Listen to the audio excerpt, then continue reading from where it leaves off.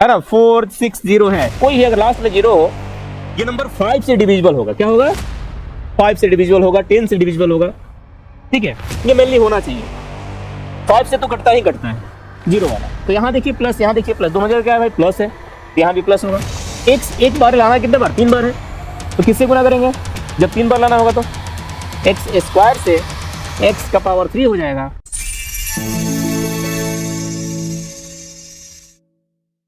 जय हिंद, स्वागत है सभी का इस पब्लिकेशन की यूट्यूब चैनल पे। और आज क्वेश्चन नंबर 3 के बाद आप याद कीजिए कि पिछले वीडियो में जो सब्जेक्टिव क्वेश्चन करवाए जा रहे थे उसमें क्वेश्चन नंबर 10 तक हम किए थे। आज इसके बाद मतलब क्वेश्चन नंबर 11 से सॉल्व करेंगे। ठीक है, और 11 नंबर क्वेश्चन क्या कहता है कि जांच कीजिए कि क्या किसी प्राकृतिक संख्या, ये प्राकृतिक संख्या है, आप समझ सकते हैं, जो प्राकृतिक संख्या 1 2 3 4 ये सारे होते हैं। किसी प्राकृतिक संख्या n के लिए ये लिए होगा, n के लिए 4 टू द पावर n का मान अंक 0 पर समाप्त हो सकता है। मतलब क्वेश्चन ये कहता है कि ज्यादा डरने की बात नहीं है। अगर 4 टू द पावर n है तो n का number n is equal to, हम कुछ भी मान लेते हैं, प्राकृतिक संख्या 1 2 3 4 5, कुछ भी अगर मान लेंगे किसी भी प्राकृतिक संख्या के लिए, 4 टू द पावर n क्या 0 पर समाप्त होगा? मतलब जब हम 4 टू द पावर n का पावर जब वैल्यू निकालेंगे तो क्या उसका वैल्यू हमारा, उसका वैल्यू का इकाई का अंक मतलब वंस डिजिट हमारा 0 होगा? ये बताना है। चेक करके देखिए, वैसे तो 0 होने के लिए मान लो 70 है ना, 460 है, कोई भी अगर लास्ट में 0 हो, ये नंबर 5 से डिविजिबल होगा। क्या होगा? 5 से डिविजिबल होगा, 10 से डिविजिबल होगा। ठीक है, ये मेनली होना चाहिए। 5 से तो कटता ही कटता है जीरो वाला, उस पर हम नहीं जाते, डायरेक्ट आप देखिए कैसे सॉल्व करेंगे। अगर 4 टू द पावर n का वैल्यू निकालना है तो n का मान अगर 1 लेते हैं, n इज इक्वल टू 1, तो 4 टू द पावर 1 कितना आएगा? 4 आएगा। n इज इक्वल टू 2, तो 4 का स्क्वायर हो जाएगा, मतलब 4 इंटू 4 कितना आएगा? 16 आएगा। n इज इक्वल टू 3 मानते हैं, 4 का पावर 3, 4 इंटू 4 इंटू 4, हाँ 64 हो जाएगा। n इज इक्वल टू, जब 4 लेंगे 4 का power 4, 4 into 4 into 4 into 4, 4 times, ये 16 16 256। इस तरह से आप देखिए, कभी भी अगर n का मान चाहे कुछ भी रख दें, कुछ भी रख दे, कितना ही बड़ा प्राकृतिक संख्या रख दे, कभी भी ये 0 पर समाप्त नहीं होगा। तो लिख सकते हैं, जांच कीजिए, बताना है आपने इतना सारा जांच किया, इसके बाद नहीं, सिंपल सा नहीं, इसका कोई ऐसी प्राकृतिक संख्या नहीं है जो कि अगर यहां पर n के स्थान पर रखने पर 4 टू द पावर n का मान वैसा संख्या आएगा जिसके इकाई के स्थान पर 0 होगा, ऐसा कोई संख्या नहीं है। तो आप आसानी सॉल्व कर सकते, समझ सकते हैं। ठीक है, नेक्स्ट ये जो क्वेश्चन है 12 नंबर, ये क्वेश्चन कहते हैं दो संख्याओं का औसत 13 और उनका लसागु 182 है। एक संख्या 26 है, दूसरी संख्या निकालनी है। ये पुराना फॉर्मूला जाना पहचाना, इस पर बहुत सारे क्वेश्चन आपने सॉल्व किए हैं। क्या? तो पहली संख्या गुना दूसरी संख्या इज इक्वल टू मौसा गुना लसा। ठीक है, मौसा कितना है भाई? 13, लसा 182, एक संख्या कितना है? 26, तो आपको दूसरी संख्या निकालनी है। दूसरी संख्या क्या होगा? दूसरी संख्या इज इक्वल टू 13 गुना 182 बटे में क्या होगा? 26। 13 से 2 बार में कटेगा, 2 से कटेगा 91 बार में, मतलब 91 is the 91 is the second number. दूसरी संख्या क्या आपका? 91 है। ठीक है, नेक्स्ट अगला क्वेश्चन भाई, तीसरा नंबर, 13 नंबर क्वेश्चन सिमिलर है 12 जैसा, तो इसमें कहीं कोई बताने की आवश्यकता नहीं लग रही मुझे। क्वेश्चन क्या कहता है? दो संख्याओं का मसा है 23, HCF 23 है, उनका लसा इतना है, एक संख्या 161 है, तो दूसरी संख्या आपको निकालनी है। बना सकते हैं आप लोग, कोई दिक्कत नहीं आएगा। 14 देखिए, इसमें पहली संख्या नहीं बल्कि गुणनफल दे दिया। गुणनफल क्या है कि दो संख्याओं का मसा 18 है और उनका गुणनफल है 12960, तो उनका लसा ज्ञात कीजिए। होता क्या भाई? संख्याओं का गुणनफल, गुणनफल का मतलब क्या है? यही आपका पहली संख्या गुना दूसरी संख्या, इसी को बोलते हैं संख्याओं गुणनफल। Is equal to HCF into LCM, मतलब मसा गुना लसा।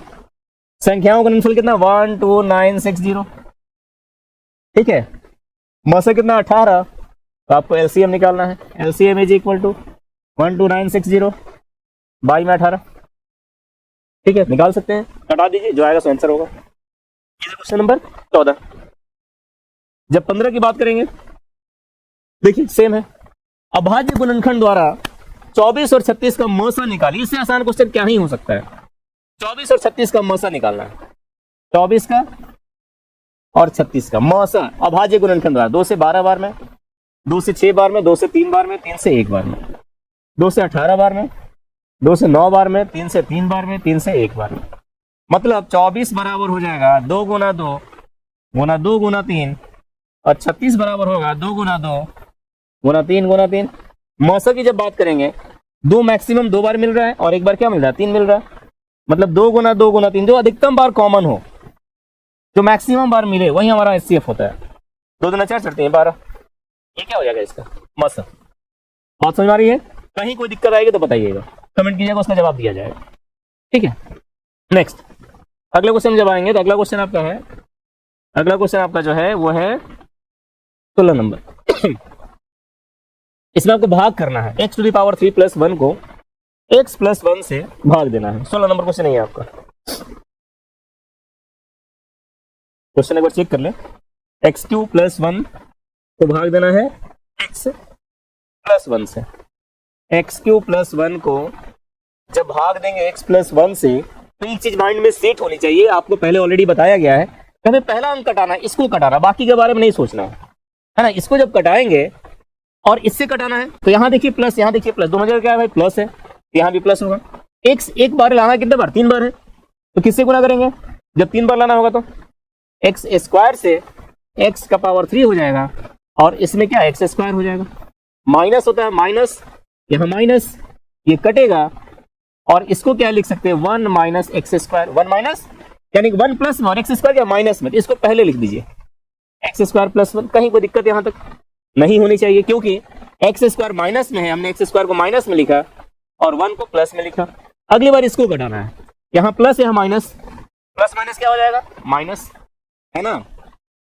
एक्स से घटाएंगे तो minus plus minus, x square minus plus minus x, minus होता तो प्लस हो जाएगा, माइनस होता तो प्लस हो जाएगा, ये कट जाएगा। आया क्या भाई, एक्स प्लस 1। अगली बार देखिए सेम मिल गया, प्लस है, यहाँ भी प्लस है, मतलब यहाँ भी प्लस और यहाँ भी प्लस, तो प्लस हो जाएगा और x प्लस 1 माइनस करेंगे, कट गया 0।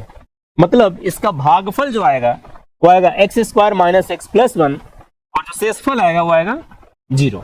ठीक है, बढ़िया क्वेश्चन। ऐसे क्वेश्चन अक्सर पूछते हैं, तो ये 2025 में करंट क्वेश्चन आया, यानी ऐसे क्वेश्चन रिपीट भी कर सकते हैं, इसलिए इसको अच्छे से समझिएगा, बनाइएगा। जितने भी क्वेश्चन बनाया जा रहा है प्रैक्टिस जरूर कीजिएगा भाई, है ना। प्रैक्टिस में जब नहीं रहेंगे, जब प्रैक्टिस नहीं करेंगे तो अच्छी आपकी तैयारी नहीं हो पाएगी, इसलिए आप खुद से बनाइए, वो ज्यादा बेहतर है। ठीक है, नेक्स्ट अगले क्वेश्चन में आते हैं। 17 नंबर, ये भी सिमिलर है। देखिए जैसे अभी 16 नंबर में बताया, 17 नंबर क्वेश्चन कहता है कि 2x क्यूब प्लस 3x को x प्लस 2 से भाग देना। करते हैं। 2x क्यूब प्लस 3x को किससे देना भाई, x प्लस 2 से। पहला अंक कटाना होगा, यहाँ प्लस प्लस हो जाएगा। 2 बार में x एक बार लाना, कितने बार, 3 बार, एक्स स्क्वायर से करेंगे 2x का पावर 3, फिर जब इसमें करेंगे तो प्लस प्लस प्लस। ठीक है, ये 2 2 4 एक्स स्क्वायर हो जाएगा, माइनस यहाँ भी माइनस, ये कैंसिल कट जाएगा और इसको लिख सकते हैं minus 4x square plus 3x। ठीक है, नेक्स्ट स्टेप, अगले स्टेप पे जब आएंगे तो अगला स्टेप जो हमारा होगा, यानी कि प्लस यहाँ माइनस, माइनस 4 लेंगे तभी तो 4 आएगा। यहाँ पे x ऑलरेडी पहले से है, एक और हमको x लेना होगा, तो 4x minus plus minus 4x square और माइनस प्लस माइनस 4 2 जा 8x, माइनस की जगह प्लस हो जाएगा, ये माइनस की जगह भी हमारा प्लस हो जाएगा, ये कट गया और 8 3 11x। तो इस तरह से आप ऐसे क्वेश्चन सॉल्व कर सकते हैं, कहीं कोई दोहरा नहीं है, मतलब आराम से आप सॉल्व कर सकते हो भाई। ठीक है, ये था क्वेश्चन नंबर 17 जो कि आपकी पीपीटी में है। ठीक है, लेकिन एक चीज आप ध्यान देंगे, आप जब बुक में देखेंगे तो ये क्वेश्चन जो है ये इस तरह से है। 17 नंबर जो क्वेश्चन है वो इस तरह से है कि 2x cube plus 3x plus 1 को आपको x प्लस 2 से भाग देना है। मतलब 2x cube plus 3x plus 1 को भाग देना किससे, x प्लस 2 से। तो इसको आप खुद से प्रैक्टिस करेंगे, लास्ट क्वेश्चन था इस एक्सरसाइज का। इसके बाद अगली वीडियो में हम आगे क्वेश्चन सॉल्व करेंगे।